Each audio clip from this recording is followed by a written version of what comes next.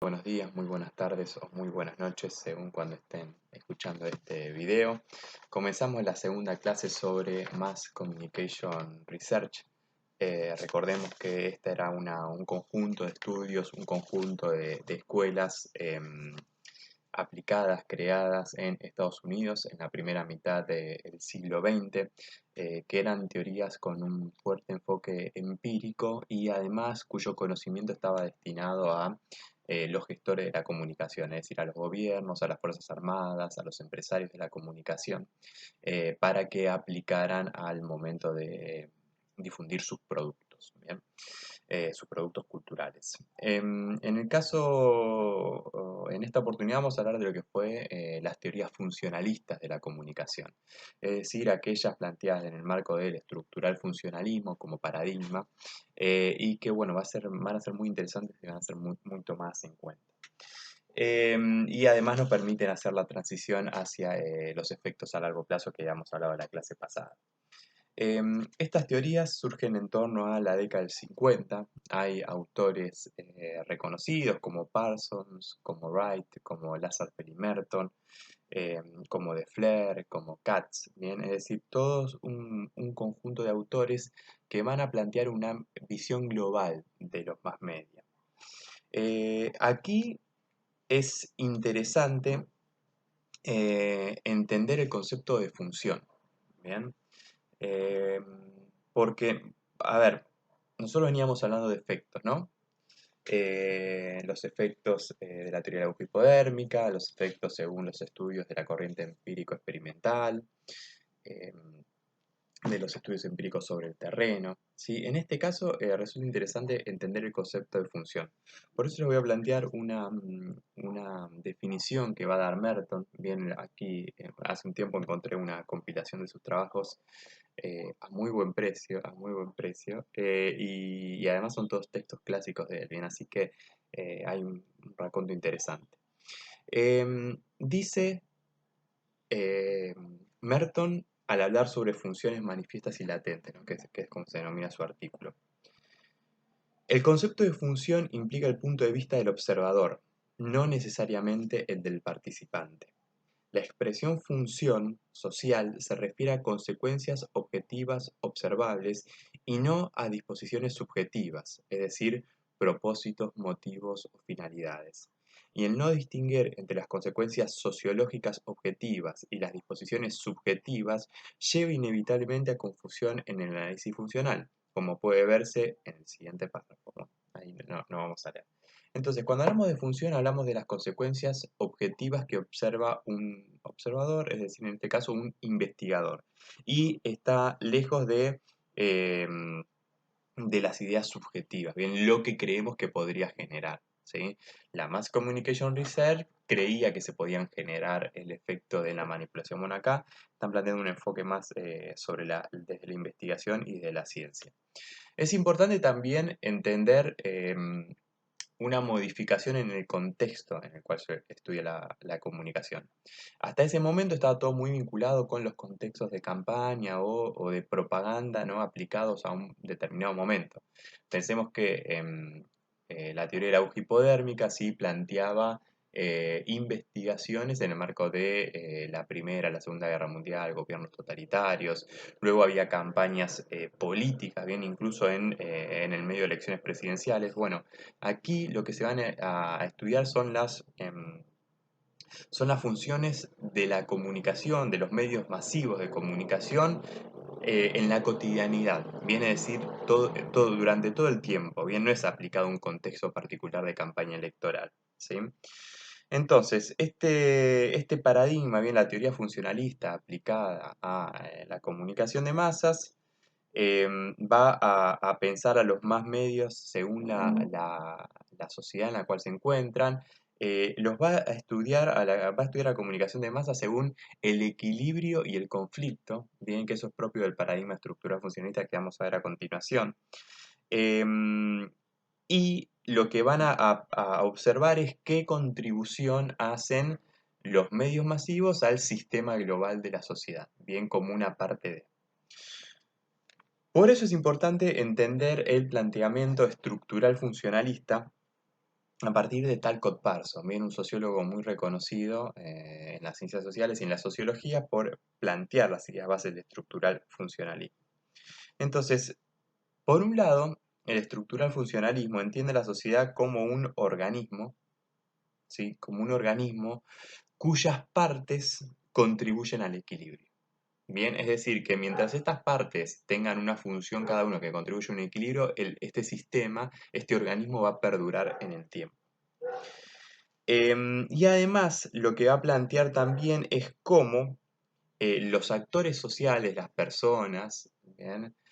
Actúan en consonancia con ciertos modelos de valor que nos plantea el sistema, el organismo, es decir, la sociedad en la cual vivimos. Yo creo que lo planteé en una de nuestras clases. Bien, nosotros en la sociedad en la cual vivimos y en nuestros vínculos creemos que la educación es el modo de ascenso social, es un modo de enriquecimiento personal. Bien, responde a ciertos modelos de valor que están instaurados muy profundamente en nuestra sociedad, ¿sí? Y sobre todo en nuestros vínculos.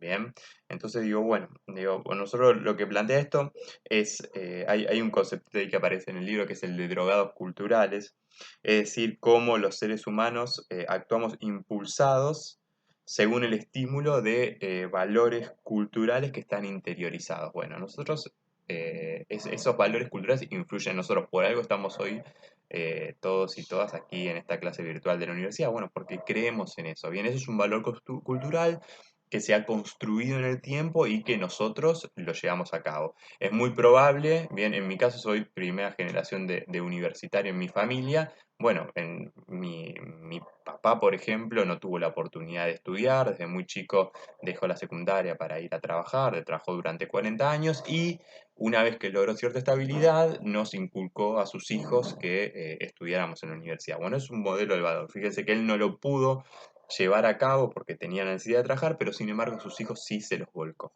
Bien, muy probablemente con ustedes haya pasado lo mismo y por eso estén aquí.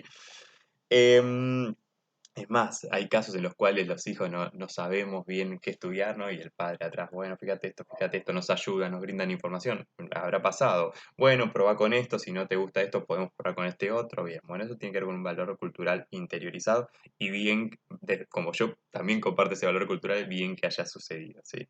Entonces, a ver, ¿cuáles son los imperativos funcionales? ¿Cuáles son las funciones que hay que llevar sí o sí?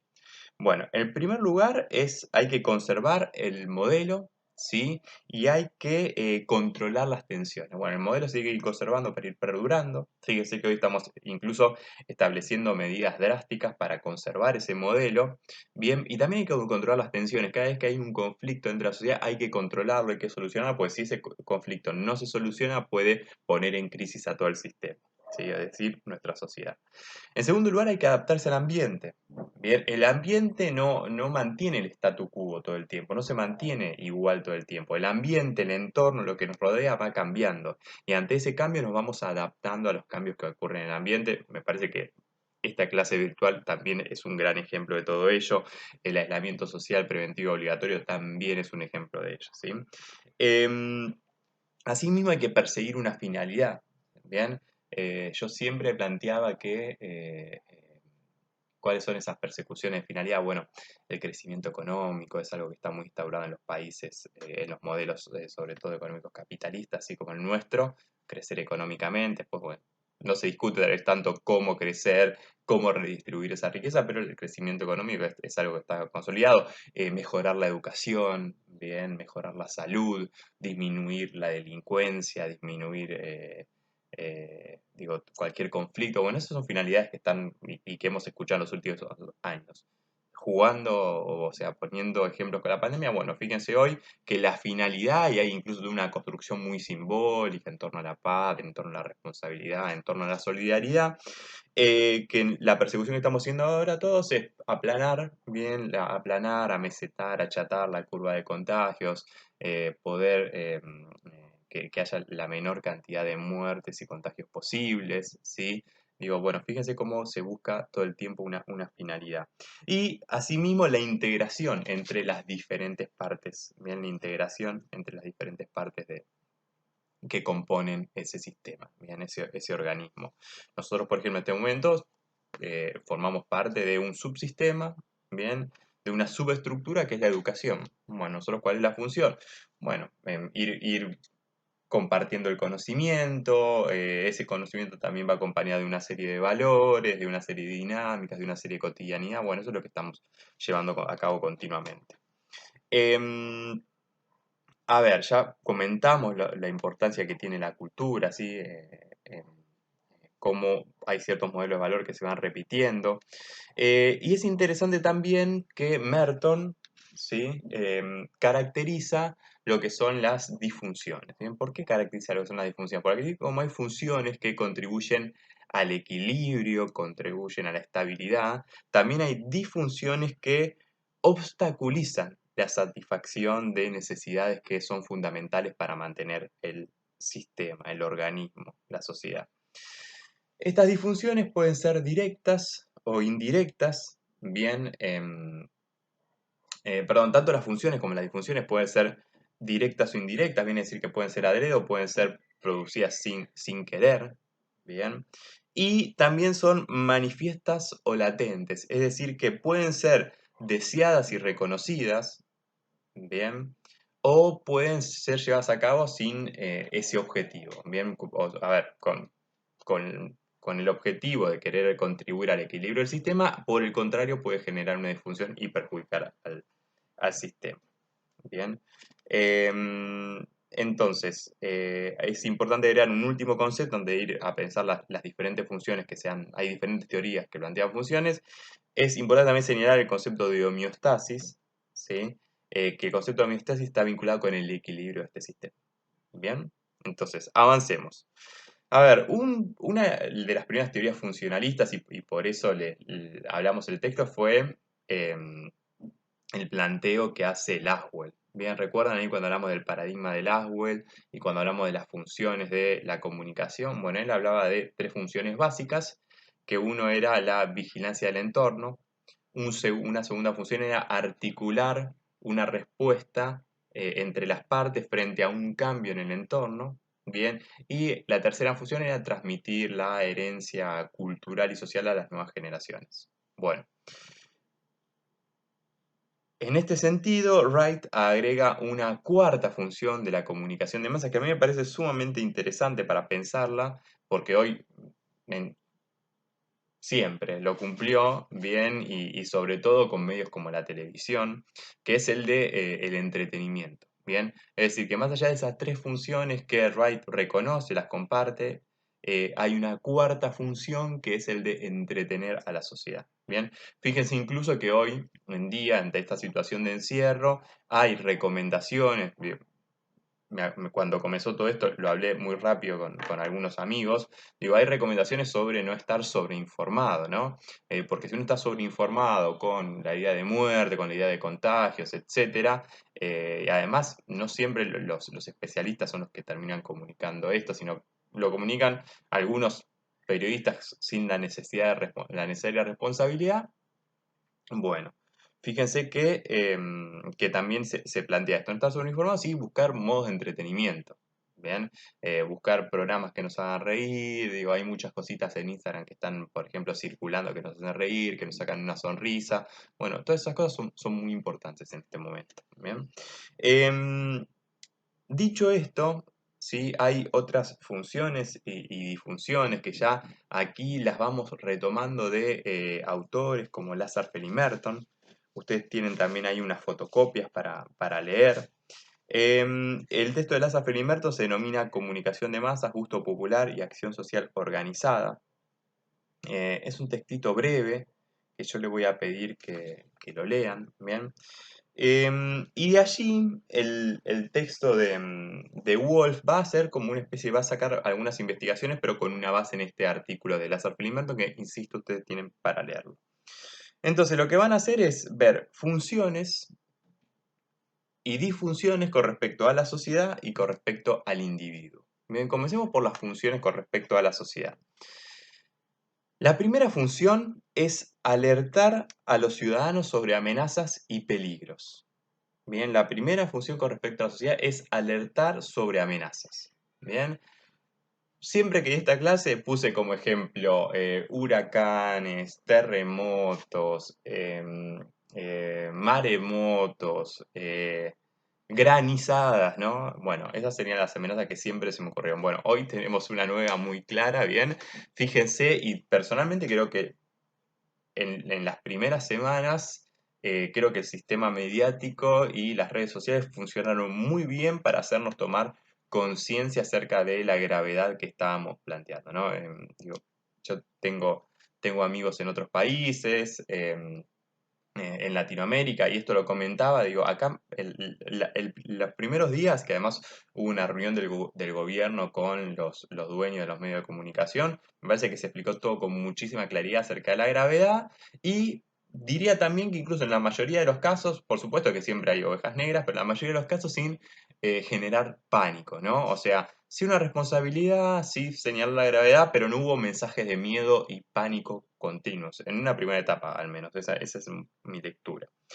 La segunda función con respecto a la sociedad es proponer información, instrumentos para realizar actividades cotidianas. Bien, es decir, que a la sociedad, los medios de comunicación, la comunicación de masas nos brindan información para poder actuar en la cotidianidad. Bien, algo muy básico como por ejemplo el clima. Vieron que a veces el clima va a ser frío, ponete un buzo, ponete esto, sacate acá, sacate allá. Es un lindo día para lavar la ropa y colgarla porque va a estar soleado. Bueno, esa es información muy básica. La temperatura, va a haber lluvia, no va a haber lluvia. Bien, veamos en este contexto, bien, por ejemplo, se planteó el uso de tapabocas, se comunica por los medios de comunicación. ¿Cómo hacer los barbijos, los tapabocas caseros? Bien, en este caso que hay medidas económicas, ¿cómo se van a instrumentar estas medidas económicas? Digo, bueno, esas informaciones nos sirven para la vida cotidiana. Bien, en cuanto a los individuos, ¿sí? Hay funciones en cuanto a los individuos. Hay sobre la sociedad y sobre los individuos. En este caso son tres. En primer lugar, atribuye estatus y prestigio a las personas que son objetos de atención. ¿Bien? ¿Qué significa esto? Esto significa que aparecer en los medios de comunicación te da un estatus y un prestigio, digo, solamente por aparecer ahí. ¿Sí? A veces incluso no importa bien qué hagas, pero aparece ahí ya teniendo un estatus y un prestigio. Les comento una anécdota personal. El año pasado, yo creo que les comenté que mi novia es boliviana, el año pasado me fui para allá, también estoy haciendo mi tesis de doctorado, y ocurrió justamente todo este tema de la crisis en Bolivia, que personalmente le entiendo como un golpe de Estado. Entonces, un amigo que trabaja en TN, yo iba a compartir algunas informaciones por Twitter, incluso fui comentando, acá llegó la información de que Evo Morales había ganado las elecciones y yo cada tanto actualizaba la información diciendo, cuidado que hay problemas, cuidado que hay conflicto, cuidado que hay protestas. Y cuestión cuando fue justamente el día del golpe que lo sacaron a Evo, un amigo que traje en TN vio la información y dio rápidamente mi teléfono. Bueno, cuestión que aparecí ese mismo domingo, casi en los minutos que estaba llegando toda la información y también había mucho desconocimiento sobre la gravedad, aparecí en TN, bien, y existe un vínculo muy grande entre todos los productores, así que mi teléfono rápidamente circuló y después apareció en radio, en radio con voz, bueno, en canales de televisión, etcétera. Entonces, lo que hablaba yo con mis amigos y amigas es que más o menos lo que dije ahí son cosas que digo habitualmente, pero que sin embargo la mirada de otras personas cambió. Bien, ¿por qué? Porque era esta cosa de, bueno, de repente estoy viendo la tele y aparece este conocido que opina generalmente. O estoy escuchando la radio y aparece el hijo de mi amigo, ¿no? Mi papá también conversaba con sus amigos. Entonces, uno puede decir siempre lo mismo y puede comportarse igual, pero el simple hecho de aparecer en televisión, de aparecer en radio, hay un montón de gente que lo ve como un prestigio, como un estatus, ¿no? Y me acuerdo felicitaciones con las fotos de las pantallitas ahí, y la verdad que no cambiaba mucho de mi mirada que tuve en los últimos 10 años que investigo y estudio Bolivia, ¿no? Así que bueno, eso me parece interesante. Siempre puse varios ejemplos, este es un ejemplo que me tocó a mí personalmente. Asimismo, la comunicación de masas otorga prestigio a los bien informados. ¿Bien? El hecho de estar bien informado, de mostrar cierto conocimiento sobre las diferentes realidades, bien, es algo también que lleva prestigio. ¿Sí? Estar bien informado es mejor que estar mal informado, digámoslo. Pero no solamente es mejor, que con lo cual coincidiría, pero el simple hecho de tener ese comportamiento bien hace que la gente, que el resto te tenga consideración. En tercer lugar, se fortalecen las normas sociales. Bien, ¿qué significa fortalecer las normas sociales? Significa que los medios también transmiten valores. Bien, entonces lo que hace es todos aquellos comportamientos éticos los refuerzan, los valoran, pero también refuerzan el control social. Bien, entonces, por ejemplo, femicidios, bien, aparecen en los medios de comunicación, sobre todo en el último tiempo han cobrado mucha importancia, bien, porque es algo que se cuestiona, que es antiético, ¿sí? Y los medios van reforzando esa mirada. Por ejemplo, la discriminación se rechaza, ¿bien? La corrupción se rechaza y diferente, ¿no? Aquellos comportamientos buenos, sobre todo, fíjense ahora el casos de médicos, casos de solidaridad, como los medios también los van reforzando. Dejamos de lado las funciones y vamos ahora con las disfunciones. Bien, con respecto a la sociedad, son aquellas corrientes informativas que amenazan a toda la estructura. Bien, si de repente, si de repente comienzan a generarse ciertas informaciones, ¿sí? Que pueden poner en riesgo, bien, eso ya será una disfunción. A ver, cuando por ejemplo algún sector de los medios de comunicación quieren desestabilizar un gobierno, bien pueden bombardear. Por ejemplo, a ver, se podría bombardear con información de que no va a haber plata en los bancos, entonces ¿qué genera? Que la gente vaya a los bancos a retirar la plata. Bien, eso es una profecía autocumplida, se denomina, que también es algo que maneja Merton. Bien, decimos que no va a haber plata, imagínense todos los principales se ponen de acuerdo y va a decir, no va a haber plata en el banco. Bueno, va a ir la gente a retirar la plata y como ustedes saben que el banco no es que tiene toda la plata disponible ahí, sino que va, bueno, la presta con un interés, bueno, efectivamente no va a haber plata. Bien, eso sería un modo de desestabilizar un sistema o amenazar la estructura. Ahora, con respecto a los individuos, em, por un lado, las noticias pueden generar pánico. Bien, eso es algo que también trabajan los autores. Bien, pueden generar pánico. Bien, ¿qué significa esto? Que en lugar de una vigilancia consciente, bien, nos pueden dar ciertas informaciones que reiteradas, sí, pueden generarnos cierto temor. Pensemos, por ejemplo, em, Pensemos, por ejemplo, en qué pasa si nos bombardearían con información sobre el coronavirus, información no correcta, ¿sí? O que esté todo el tiempo marcando ciertos temores. En segundo lugar, el exceso de información puede llevar a un repliegue sobre lo privado. ¿Bien? ¿Qué significa esto? Esto significa que si los medios se meten demasiado con la vida íntima, bien, si nos brindan ciertas informaciones negativas sobre el entorno, puede ver que los individuos, en lugar de vivir en sociedad, bien haya un repliegue sobre lo privado.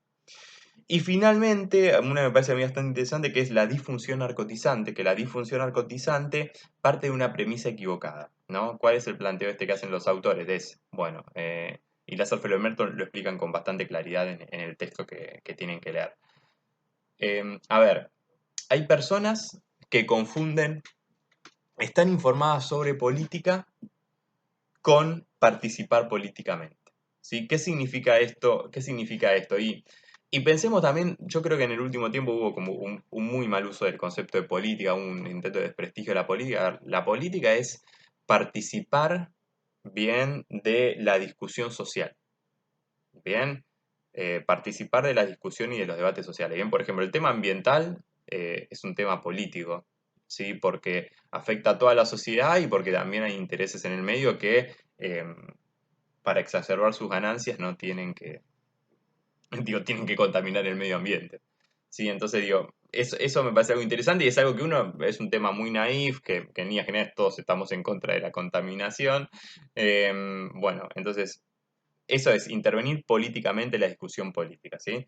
Entonces, ¿qué plantea? A ver, la democracia, los sistemas democráticos en los cuales vivimos y que defendemos, implican participación política, ¿sí? Entonces, cuando una persona confunde estar informado sobre política con participar políticamente, eso afecta a la democracia, señala, afecta al sistema, señala Lazar Felimer. También insisto en que lo lean bien, porque el texto está bastante bien explicado. Ahora, Lazar Felimer también señala otro punto a mí me parece muy interesante, que es que es el conformismo. ¿Sí? Que esto estaría tal vez más, es una crítica a los medios de comunicación de masas, es una crítica y también hasta uno podría pensarla como una disfunción. ¿Sí? ¿Qué es el conformismo? A ver, los medios masivos, ¿sí? Los medios comerciales, funcionan con publicidad. Esa publicidad es financiada por un lado por el gobierno, pero también hay financiamiento de empresas privadas. ¿Sí? Entonces, ¿qué plantean? Y esto me parece clarísimo. ¿Qué plantean Lázaro Felimerto? Plantean lo siguiente, dicen, bueno, si los medios de comunicación masivos son financiados por la publicidad de las empresas privadas, puede suceder que se sientan presionados por ese financiamiento y por lo tanto busquen mantener el statu quo y que no haya cambios. Bien, el otro día conversaba allí. Presten atención a las coberturas sobre el impuesto a las grandes fortunas. ¿Sí? Presten atención, no les voy a decir nada más. Fíjense cómo los medios y los periodistas comunican esto e informan esto. ¿Sí? Y después fíjense también cuáles son las publicidades que tienen estos medios y estos periodistas. Bien. Y por último, dentro de estas teorías funcionalistas, de Flair, sí, que es otro autor importante, se escribe de Fleur. De Flair va a plantear que lejos de buscar elevar la cultura, bien, eh, la calidad cultural, los medios masivos que hacen, envían aquellos productos culturales que saben que van a ser consumidos y recibidos por las audiencias, bien pensando sobre todo en esta publicidad. ¿Sí? A ver, ¿cómo sería el punto? Em, la publicidad tiene más valor cuanto más gente te consume. ¿Qué es digo, aquí mis colegas de la publicidad me pueden refutar y me pueden corregir, pero a ver, un medio de comunicación sí tiene la atención de un público. Un programa de televisión tiene la atención de un público. Entonces, ¿qué hace? Le vende ese pedacito de atención a los publicistas. Bien, vos me estás mirando a mí y de repente digo, bueno, y consumí yerba mate, no sé cuánto. Bien, o sea, aprovecho tu atención y te ofrezco un producto. ¿Sí? Entonces, ¿cuál es el planteo de Leffler? Bueno, el planteo de Leffler es, en lugar de buscar elevar la calidad cultural y ser creativos y ser innovadores, si hay algo que funciona, más o menos vamos a seguir repitiendo lo mismo porque yo te puedo vender este producto. ¿Sí?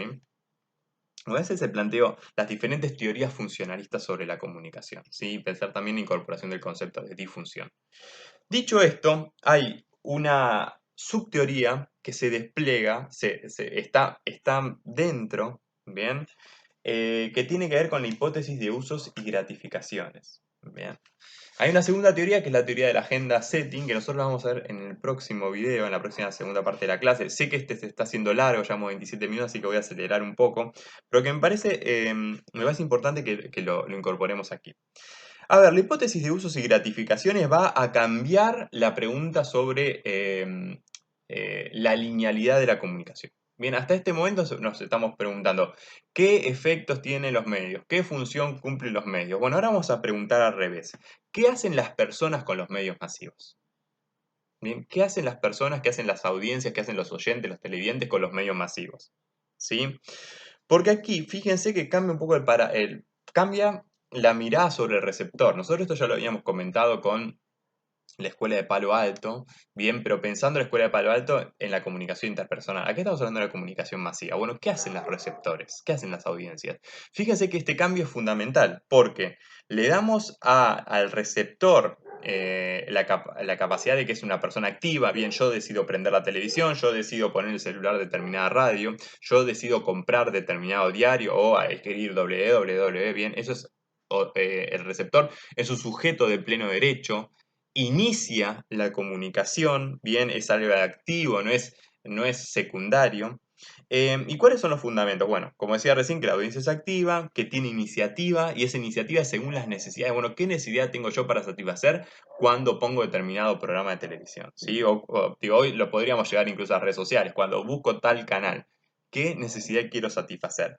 En tercer lugar, que los medios y la comunicación masiva compiten con otras fuentes. Bien, a ver, yo me puedo entretener viendo tal programa o me puedo entretener escribiendo, me puedo entretener jugando a la pelota, leyendo, lo que sea, yendo a bailar, lo que sea. Em, Además, lo que plantean también estos autores es que se reconocen preguntando, bien, es decir, que uno puede preguntarle a las personas sobre esa necesidad, cosa que las anteriores lo ponían un poco en discusión. Y finalmente, hasta que esto no se investigue y no se sepa bien, todos los juicios de valor sobre la comunicación de masas deben ponerse en suspenso. ¿Sí? Ese es otro punto importante. Entonces, ¿cuál es el punto fundamental aquí? Que el efecto o la función, ¿sí?, es consecuencia de la gratificación. Bien, ¿qué efecto o qué función tienen los medios de comunicación, la comunicación de masas sobre mí? Tiene que ver con la gratificación que me producen cuando yo los consumo. Em, Dicen los autores, ni el mensaje más potente puede influenciar a un individuo que no se sirva de él. Bien, ni el mensaje mejor construido va a influir en mí si yo no encuentro en él una gratificación para consumirlo. ¿Por qué? Porque básicamente no lo voy a consumir y por lo tanto no me voy a poder generar un efecto. ¿Cuáles son las necesidades que plantean, que cumplen o que responden los medios de comunicación masiva, la comunicación de masas? Bueno, en primer lugar, cognitivas, es decir, em, de conocimiento, nos brindan nueva información, ¿sí? En segundo lugar, afectivas estéticas, bien satisfacen una necesidad emocional que yo tengo, no sé, ver una película de amor o ver un videíto en Instagram que me hace reír. En segundo lugar, tienen que ver con las necesidades integradoras, es decir, aquellas que me vinculan con otras personas. Creo que las redes sociales hoy cumplen una función muy importante, bien, satisfacen esa necesidad que tenemos de estar en contacto con otros y otras, los mismos los medios de comunicación. Y finalmente de evasión, que la evasión sería el entretenimiento, bien dispersarnos, no pensar, etc. Entonces, ¿cuál es la importancia de esta hipótesis de uso y gratificaciones? Bueno, son dos. Por un lado, desplaza el origen. Bien, se pasa del emisor al receptor. Ahora el receptor comienza el modelo de comunicación. ¿Sí? Y en segundo lugar, que el efecto de la comunicación de masas tiene también un origen, ¿sí?, y un significado en el mundo individual de cada persona que buscamos satisfacer una necesidad a través del consumo de programas de televisión, programas de radio, diarios papel, diarios online o, si queremos sumar en este contexto, también las redes sociales. Bien, entonces, bueno, estas son las teorías funcionalistas de la comunicación de masas. Es un paradigma sociológico denominado estructural funcionalismo que se aplica a la comunicación de masas para entender cuáles son las funciones de los medios de comunicación dentro de un sistema mayor. Bien, entendiendo a los medios de comunicación y la comunicación de masas como un subsistema, ¿sí? Así como un subsistema de educación, un sistema de seguridad, un sistema de salud, etcétera. ¿Sí?